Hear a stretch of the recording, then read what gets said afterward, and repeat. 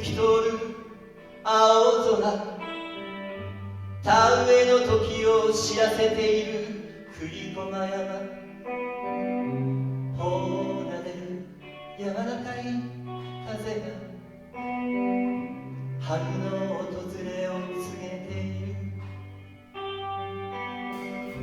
手前に広がる緑の田んぼじゅうたん、その中を栗田が走っていた。昔が懐かしい。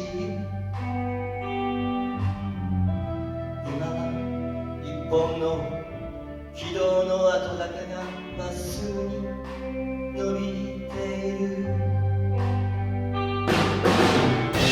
ハイカーなものは何もない。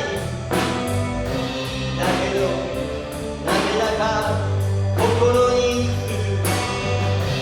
それが栗原、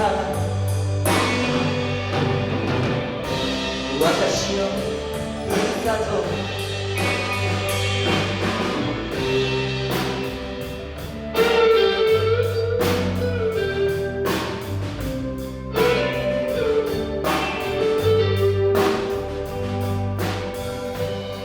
朝明けに響き渡る葉音、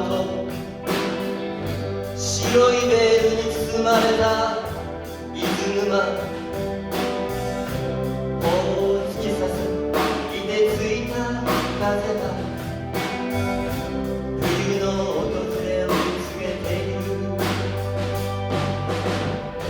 日の光をキラキラと映し出す水面、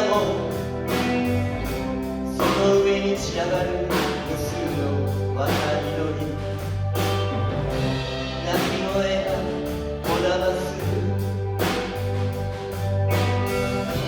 今も昔も変わらない風景は私たちの宝物。ハイカーなものは何もない。だけどなぜだか心に残る。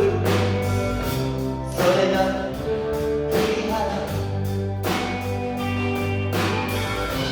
私のふるさと。